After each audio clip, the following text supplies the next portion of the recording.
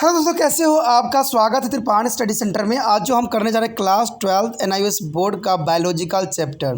दोस्तों ये चैप्टर 4 है जो कि बहुत ही महत्वपूर्ण है। Cell structure and function. दोस्तों ये कोशिकाओं के बारे में है, जिसके बारे में हम यहाँ चर्चा करेंगे कि सेल स्ट्रक्चर और इसका जो है प्रकार किस तरह से कार्य करता है, कैसे इसका फंक्शन है हमारे शरीर में।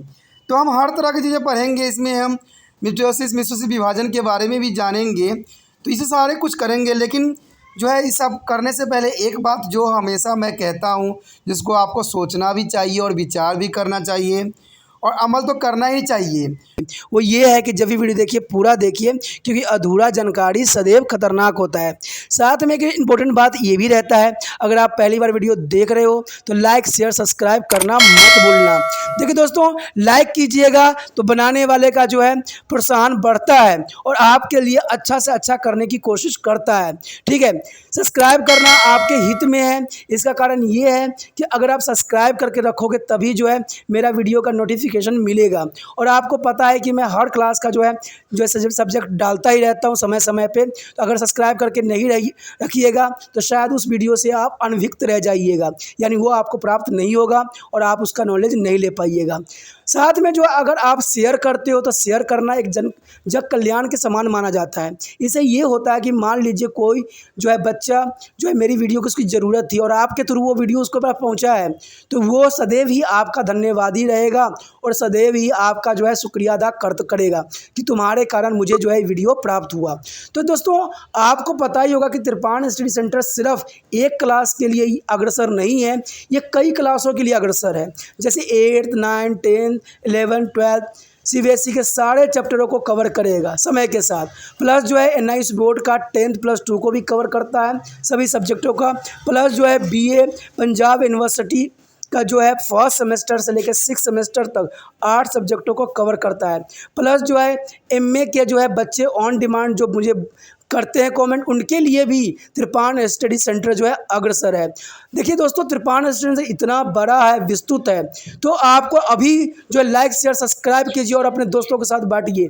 ठीक है, तो भूलिए मत, ये करना आपका फ़र्ज है और मेरा कार्य करना है आपको टॉपिक लेके चलना है। देखिए आज देखते हैं हमारा आज टॉपिक क्या है। The next topic is components of the cell. Friend, here components of the cells. What do you mean to the component of the cell? The major component of cells are three types: cell membranes, cytoplasma, and nucleus. What? Cell membranes, cytoplasma, and nucleus. There is the cell membranes and plasma membrane. First is the cell membranes and plasma membranes. Here each cell has a limiting boundary. The cell membranes, plasma membranes are plasma lamina. It is a living membranes outermost in the animal cell but internal to be cell wall in plant cells. It is a flexible and can fall in as a food vesicule or amoeba or fall out as is the formation of the pseudopodia of amoeba.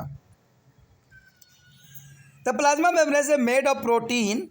Friend, the plasma membrane is made of protein and lipid. Plasma membrane is made of protein and lipid, and several models were to the purposes regarding to arrangement of protein and lipid. The fluid mosaic is a model is proposed by the Singer and the Nicholsons 1972. Is a widely accepted. It is represented in the figure.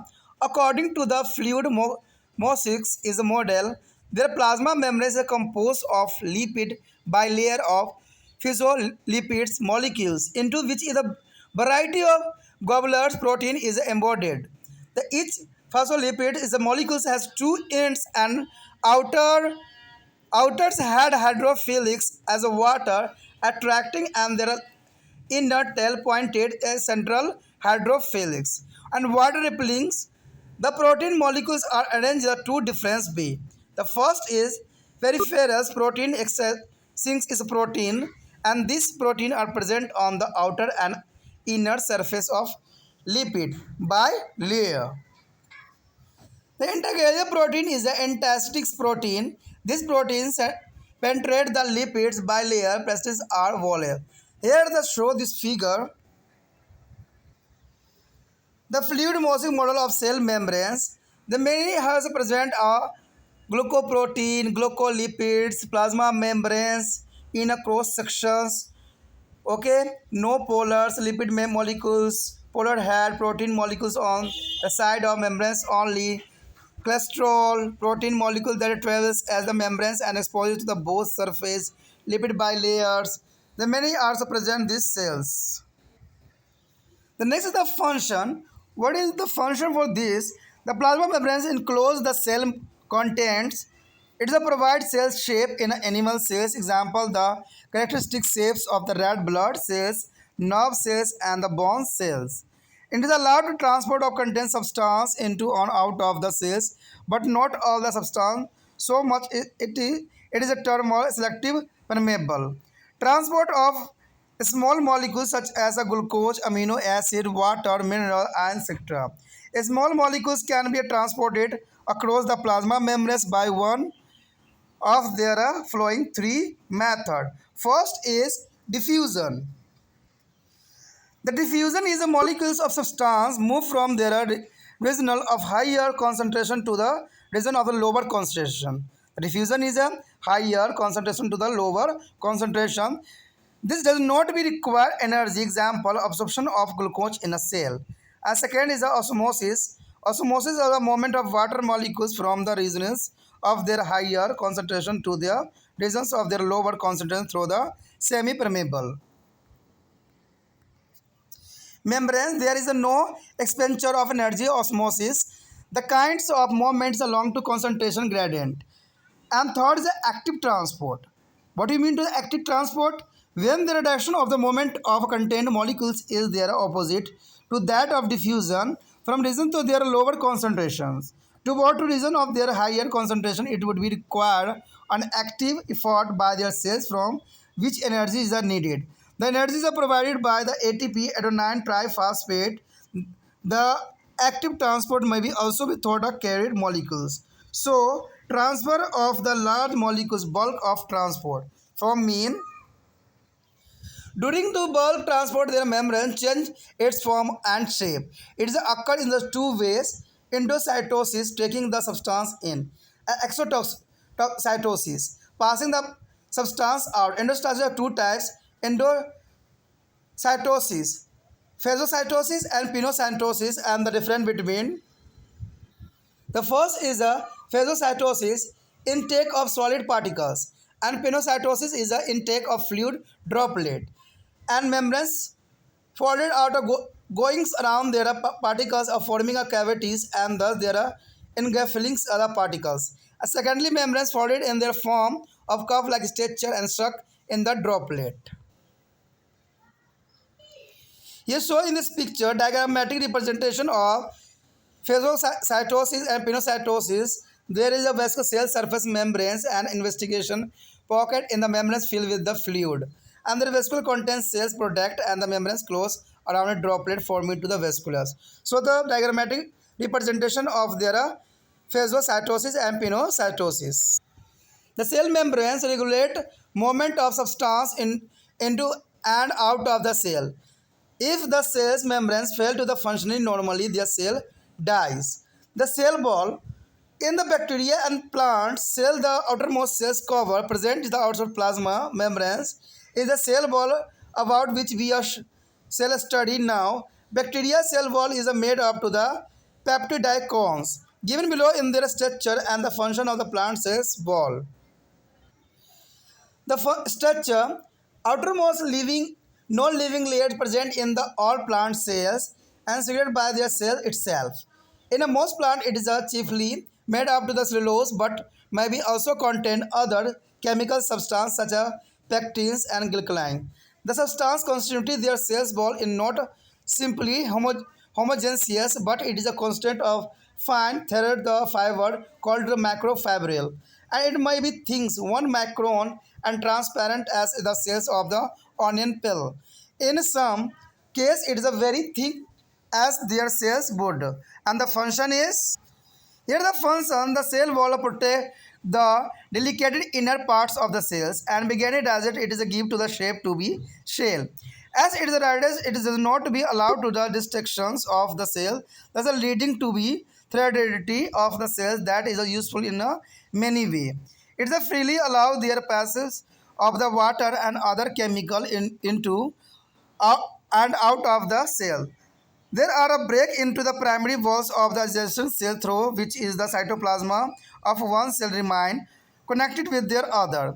This cytoplasma strand which is the connected one cells to the others one are known as the plasmodiameter, and wall of two adjacent cells are formally joined by the centrotimes as the material is called to the middle lamella made of the calcium pestonate. जैसे दोस्तों आपको समझ आ ही गया होगा कि कोशिका के घटक तत्व होते हैं। कोशिका कुछ घटक तत्व होते हैं जो कि मुख्य अवयव के रूप में जाने जाते हैं। कहते हैं कोशिका के मुख्य अवयव कौन कौन से होते हैं, ये जानना आपके लिए अत्यंत महत्वपूर्ण है। तो आप नोट डाउन भी कर सकते हो कि कोशिका झिल्ली होती है, कोशिका द्रव्य होती है, केंद्रक होते हैं। ठीक है दोस्तों, ये अत्यंत महत्वपूर्ण होता है कि ये सारे जो होते हैं कॉम्पोनेंट होते हैं। तो इसमें सबसे पहले जो हमारा आता है वह है कोशिका झिल्ली यानी प्लाज्मा झिल्ली। तो कोशिका झिल्ली का जो है हमारे शरीर में क्या घटक का काम करता है। कहते हैं प्रत्येक कोशिका की एक जो है सीमाकारी सीमा होती है। देखिए हर चीज़ की अपनी एक सीमा होती है, जैसे कोशिका झिल्ली या प्लाज्मा झिल्ली या प्लाज्मा लेमा कहते हैं। ये एक सजीव झिल्ली होती है। कहते हैं प्राणी कोशिकाओं में यह सबसे बाहरी परत है, लेकिन पादप कोशिका में कोशिका झिल्ली के बाहर पाई जाती है। ये बहुत ही लचीला होती है और अंदर जैसे कि अमीबा के खाद्य ध्वनि या बाहर जैसे कि अमीबा के जो है कुट पाद का निर्माण की ओर मुड़ जाती है, यानी जो है इसमें सोटोपोडिया पाई जाती है अमीबा में, तो इन्हीं की वजह से होती है। कहते हैं प्लाज्मा झिल्ली जो होती है प्रोटीन एवं लिपिड की बनी होती है, जो एक बहुत ही महत्वपूर्ण बात रखती है। प्रोटीन व लिपिड के विन्यास के अनेक मॉडल प्रस्तुत किए गए हैं। सिंगर और निकोलसन ने 1972 द्वारा दिया गया तरल मोज़ेक मॉडल। देखिए तरल मोज़ेक मॉडल जो थी इसके लिए जो है फ्लूइड मोज़ेक मॉडल भी कहा गया है। व्यापक रूप से स्वीकृत मॉडल है ये, जो कि चित्र में भी दर्शाया गया है। तरल मोज़ेक मॉडल के अनुसार एक बात बताई गई थी, इसमें कुछ 3 बातें थी। पहला तो यही थी कि प्लाज्मा झिल्ली जो होती है फास्फोलिपिड अणुओं की दोहरी लिपिड परत होती है, जिसके भीतर अनेक प्रकार के जो है प्रोटीन अंतर्स्थापित रहते हैं। ठीक है दोस्तों, इसमें जो है प्रोटीन अंतर्स्थापित रहती है, जो कि एक महत्वपूर्ण बात है। प्रत्येक फास्फोलिपिड अणु के 2 छोर होते हैं, एक बाहरी जलरागी सिरे होते हैं अथवा जल के अपनी ओर आकर्षित करने वाले छोर होते हैं। देखिए एक जल रागी होता है और एक जल जो है विरागी होती है, और केंद्र की ओर निश्चित भीतरी अथवा सिरा जो है जल विरागी जल विकसित करने वाला छोर होता है। यानी कह सकते हो कि एक जो होती है जल रागी जो जल के साथ मैच कर जाती है, और दूसरा जो होती है जल विरागी यानी जो जल के साथ कभी भी अटैच नहीं कर पाती है। तो ये महत्वपूर्ण रखता है। कहते हैं प्रोटीन के अणु 2 प्रकार से व्यवस्थित किया गया है, एक है परिधन प्रोटीन, बाहरी प्रोटीन। देखिए दोस्तों ये लिपिड की दोहरी परत के बाहरी व अंदरूनी सतहों पर विद्यमान होते हैं। ठीक है, दूसरा जो होता है अंगभूत या आंतरिक प्रोटीन। ये प्रोटीन लिपिड की परत को भीतर से पूरी तरह से या आंशिक रूप से विदित हुए स्थित होते हैं, जो कि एक महत्वपूर्ण बात रखती है। यहाँ पर आपके समक्ष चित्र भी है, जो कि कोशिका झिल्ली की तरल मोज़ेक मॉडल प्रस्तुत किया गया था। इसमें देखिएगा तो बहुत ध्यान से देखने से आपको इसका सूक्ष्म जो है प्रदर्शित होगा। कहते हैं कि प्लाज्मा झिल्ली के अनुपात काट जो बनाई गई है बहुत ही विस्तृत बनाई गई है। इसमें हर चीज़ जो है क्लियर और साफ शब्दों में आप देख सकते हो, जैसे ग्लाइको प्रोटीन हो गया, ग्लाइकोलिपिड हो गया, लिपिड द्विपरत हो गया, कोलेस्ट्रॉल हो गया। तो ये सारी चीज़ें जो होती है इनमें विद्यमान होती है। तो इतना विस्तृत चित्र जो है प्रस्तुत किया गया था उनके द्वारा। अब देखिए इसमें जो है कुछ बात जो आ जाती है प्रकार्य की। तो कहते हैं प्लाज्मा झिल्ली कोशिका के भीतर के सभी भागों को घेर रखती है, ये इसका फंक्शन हो गया। यह कोशिका की आकृति प्रदान करती है। प्राणी कोशिकाओं में उदाहरण के तौर पर लाल रुधिर कोशिकाएं, तंत्रिका कोशिका, अस्थि कोशिका आदि को विशिष्ट आकृति प्लाज्मा झिल्ली के कारण ही होती है। देखिए प्लाज्मा झिल्ली ही जो है जो इनको आकार प्रदान करता है। इसमें से होकर विशिष्ट पदार्थ कोशिका के भीतर या बाहर आ जा सकते हैं, लेकिन सभी पदार्थ नहीं। अंततः रचनात्मक रूप से प्रगम यानी सिलेक्टिव परमेबल कहा जाता है। छोटे अणुओं का जो है परिवहन, जैसे कि आपको पता ही होगा कि ग्लूकोज, एमिनो अम्ल, पानी, खनिज, आयन आदि छोटे छोटे अणु प्लाज्मा झिल्ली के आर पार होते हैं, और इसके लिए 3 जो है विधियाँ परिवहन कर सकते हैं। वो 3 विधियाँ तो आपको पता ही होगा कौन कौन सी हैं। तो पहला विधि दोस्तों यही है विसरण यानी डिफ्यूज़न। फिर विसरण जो होती है अत्यंत महत्वपूर्ण होती है। विभिन्न पदार्थों के अणु अपनी उच्चतर सांद्रता के क्षेत्र से अपनी निम्न सांद्रता की ओर क्षेत्र में चले जाते हैं, यानी हायर कॉन्सेंट्रेशन से लोअर कॉन्सेंट्रेशन की तरफ चले जाते हैं। इसके लिए ऊर्जा की अवशोषित नहीं होती है। उदाहरण किसी कोशिका के ग्लूकोज का अवशोषण।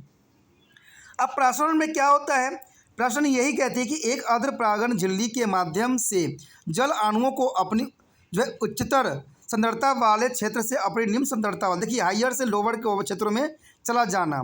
प्रासरण में कोई जो है ऊर्जा व्यय नहीं होती है। इस प्रकार की गति सांद्रता प्रबल होकर होती रहती है। उसके बाद है सक्रिय परिवहन।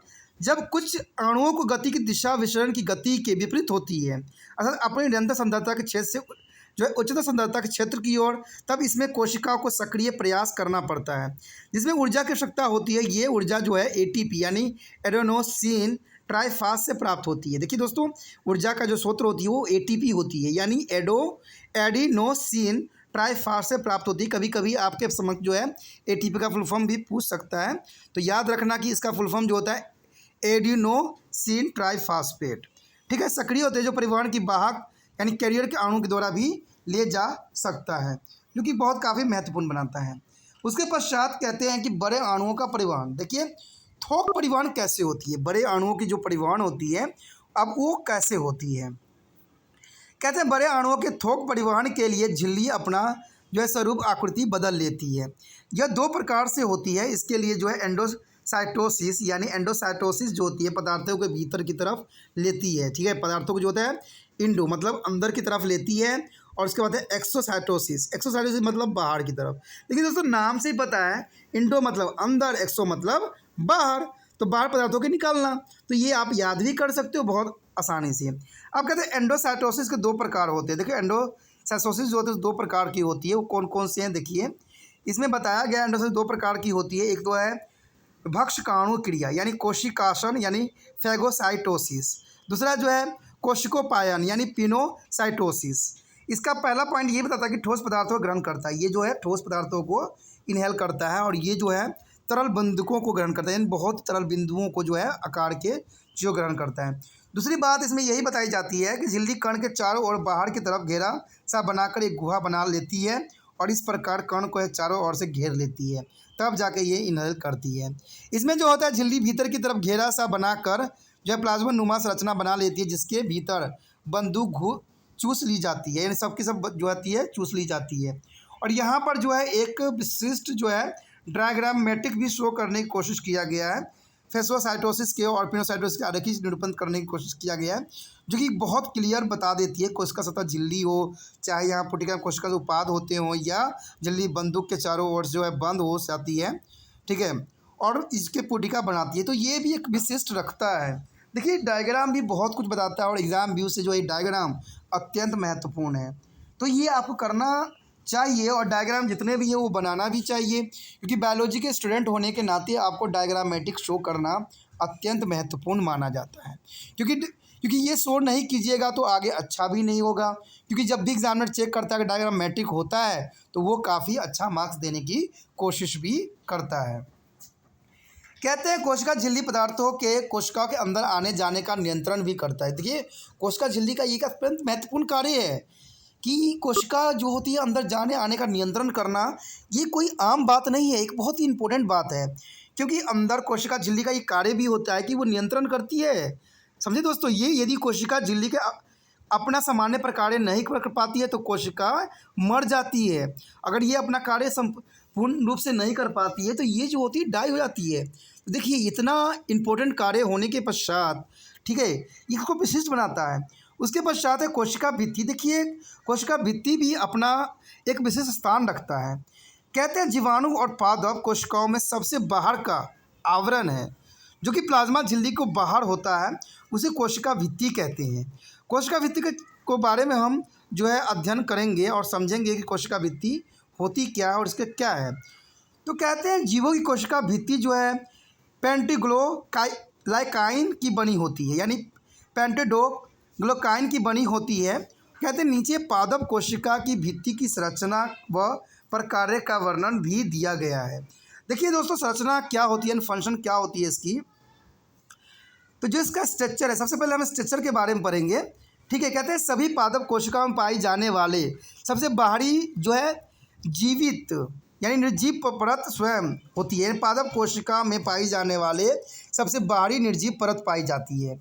ठीक है, यानी जो बाहरी होती है वो निर्जीव होती है, स्वयं कोशिका द्वारा जो है संतरित की जाती है। ठीक है, इस रचना है दोस्तों, याद रखना, यानी स्ट्रक्चर है।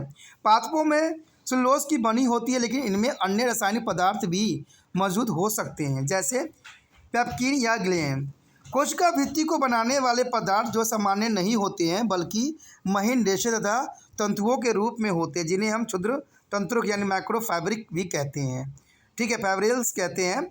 यह भित्ति पतली 1 माइक्रोन हो सकती है और पारदर्शी भी, जैसे कि प्याज की आपने देखा होगा जो है ऑनियंस पिल, तो उसी प्रकार से ये होती है।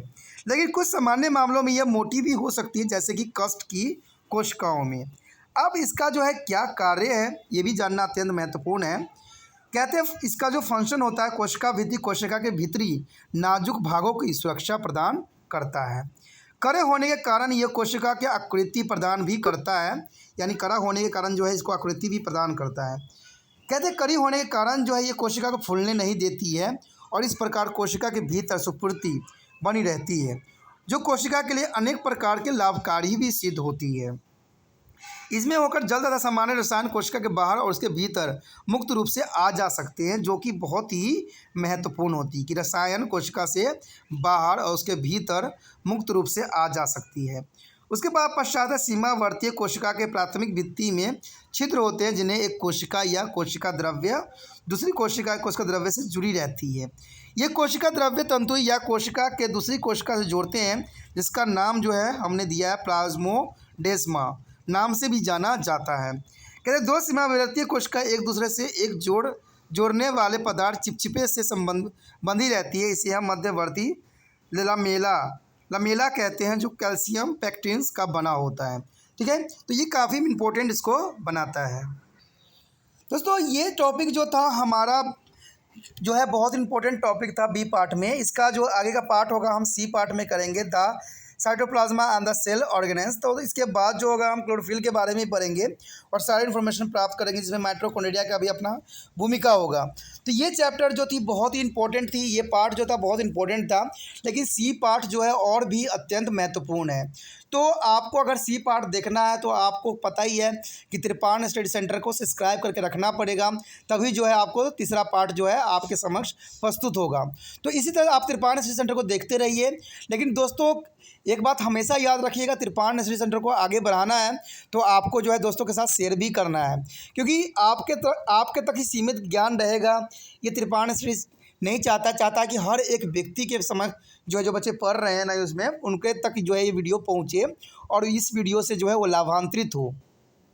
कोई ऑर्गेनाइजेशन भी है तो वो उनको भी यही होना चाहिए, अगर कोई व्यक्ति अच्छा से अच्छा करने की कोशिश कर रहा है तो उसको जो है आगे प्रोत्साहित करने की भी कोशिश करना चाहिए। और इसमें जो है आपका बहुत ही अत्यंत महत्वपूर्ण भूमिका यहाँ पर अदा हो सकती है। देखिए दोस्तों कहते हैं ना कि जग कल्याण इंसानों के जो है परम धर्म होना चाहिए।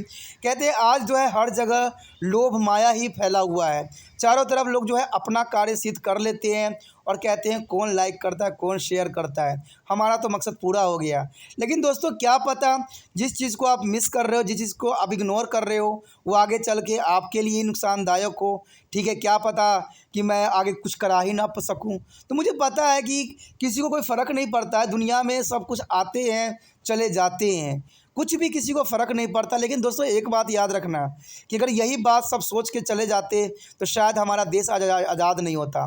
महात्मा गांधी भी यही बात सोचते कि चलो हम भारत को आज़ाद करके हमें क्या मिलेगा, तो आराम से वो बैठ जाते।